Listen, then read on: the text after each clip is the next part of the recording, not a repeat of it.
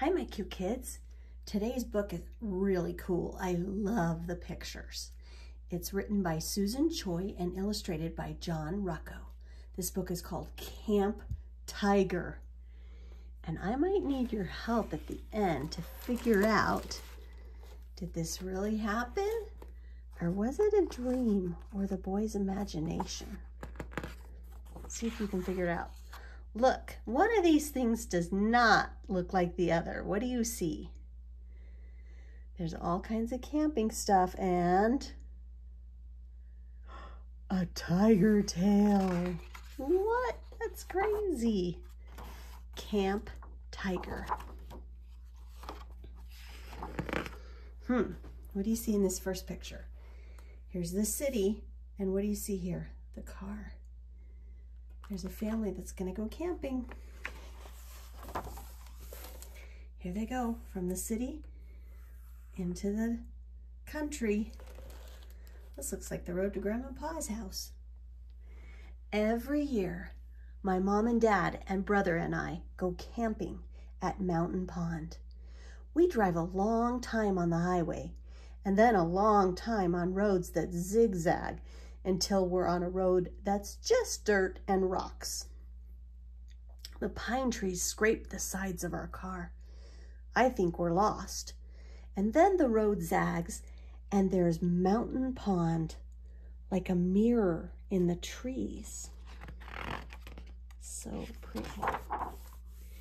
It's September, the end of the summer. As soon as we get back from camping, we go back to school. My brother's starting 4th grade and I'm starting 1st grade. I don't want to be a 1st grader. I liked kindergarten. I like choice time and building with blocks. I hope our camping trip never ends. We have a campsite on the far side of the pond with the big mountain starting behind it. My parents both really like it. It's so beautiful, they say. And so quiet. That looks like fun, playing in the pond. We take our stuff out of the car and talk about all the things we'll see. The eagle fishing for its dinner in the pond, the salamander with red spots on its back, and the chipmunks that come to steal food while we sit by the campfire. The air feels cool, and I find a red leaf on the ground.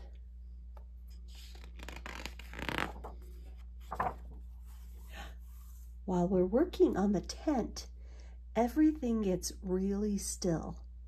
My mom puts out her hand in that way that means don't move and don't talk. A tiger steps silently out of the woods and stands next to the stone fireplace. The tiger is orange with black stripes and has a stern face and big, heavy paws. But it seems smaller than a tiger should be. It's still big, like our neighbor's German Shepherd that scares me sometimes on the sidewalk. But for a tiger, it's small. It doesn't scare me. It also looks thin. And it talks. "Do you have an extra tent?" asks the tiger. "I have a cave, but I still feel cold." I know that we do. It's a 2-person tent that we bought as a place for me and my brother to play if it rains. "Yes," my dad finally says while my mom stares at him. "We'll set it up when we finish this one." The tiger wants a tent? We set up the 2 tents in silence. I notice that while we're working, the tiger starts acting like a cat, a more regular cat. He sits down and grooms himself slowly, especially cleaning his paws. I don't see claws. He must have them pulled in. I think he's cleaning himself to make us feel more comfortable with him. It works. My mom keeps looking over at him and I can tell that she thinks he's beautiful. When we're done, my dad holds out his arm in that goofy way of his that means, voila. Look at how pretty that tiger is. He is beautiful. Can you unzip it for me? The tiger asks. I look at his huge, heavy paws. My dad does, and the tiger lowers his head and steps in carefully. I follow before my parents can stop me. Zip us in, please, I call back. You can zip it yourself, my mom says. Don't snag the fabric. All summer, things my mom used to do for me, like make my bed in the morning or fold up my clothes, have become things that I have to do myself. I can do them, but I wish she would do them. This time, though, I zip the tent quickly before she can make me come out. Inside the tent, the tiger lies down, so he's shaped like a C, and puts his head on his paws. I wrap my arms around him and bury my face in his fur. He smells like sunshine and pine needles. Would you cuddle up with a tiger? He looks really nice and really comfy and warm. Tigers live in Africa, I tell him. Not Africa, Asia, he says. This isn't Africa or Asia, I tell him. No, sighs the tiger. I think he might miss home.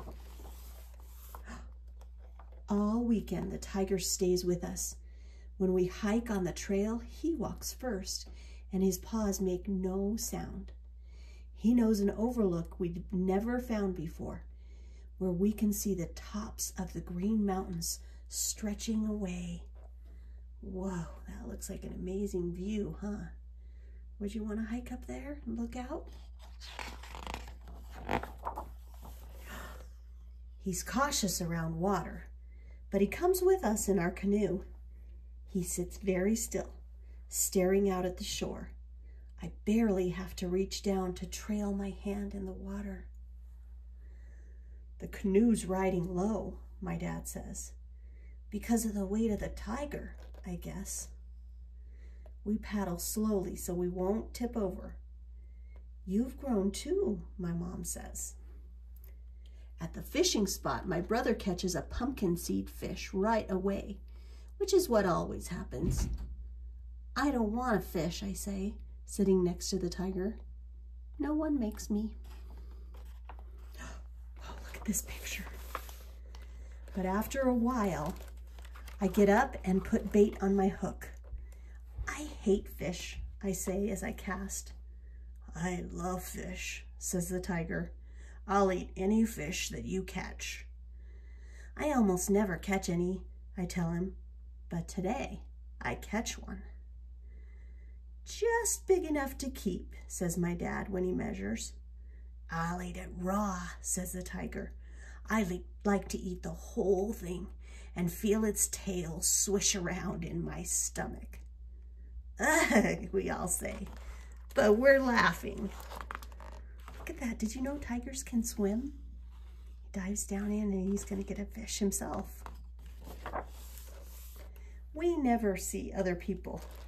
My mom says it's because it's late in the season. Even the park ranger never comes by. Our last night, my brother and I get to stay up extra late in the camp chairs and watch the fire until it dies out. I can see the tiger's eyes in the darkness, like the very last embers. I want to look for shooting stars, I say. I want to go in the canoe in the dark and look up at the stars. No one seems to hear but the tiger. I'll take you, he says. Look at those two faces looking at each other.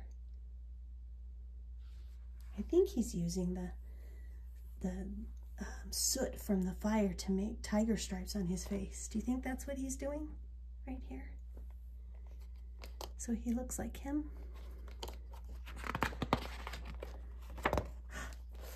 There they go, out into the woods. And they both jump. Look, he looks more like a tiger, doesn't he?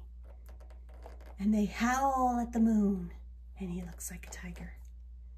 And then they go out in the canoe with Tiger in front. Look at this picture. The tiger pushes his paws through the sparkling black water instead of using a paddle. I steer, which I was never good at, except now I steer really well. I see the stars shining deep in the water and our canoe gliding high in the sky. And then we're back, and my mom and dad lift me into our tent. Not the tigers, but I'm too tired to stop them.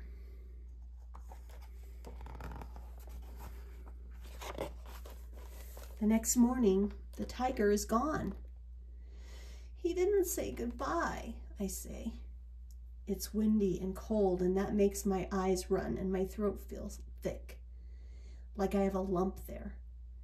When my mom tries to give me oatmeal, I push it away. It's a wild animal, my dad said. It had to go back where it came from. You can go say goodbye to the lake, says my mom. I sit down by the water and put my head on my knees so my kneecaps press against my eyeballs. I hear my brother coming over to make fun of me, but instead, he just sits down nearby. Neither one of us says anything. Leaves fly off the trees as we drive back down out of the mountains. It's fall, says my mom. That means it'll be cold, I say. I think of the tiger shivering in his cave.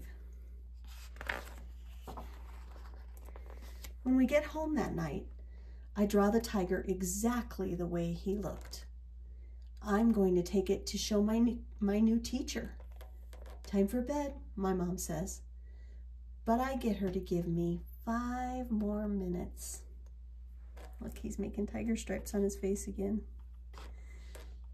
Look at his picture. That's pretty good.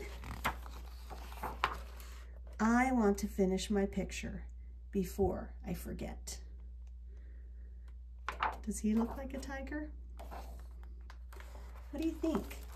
Was that tiger really at his camp? Or do you think the boy imagined it? I'll let you think about it. I love you. Good night.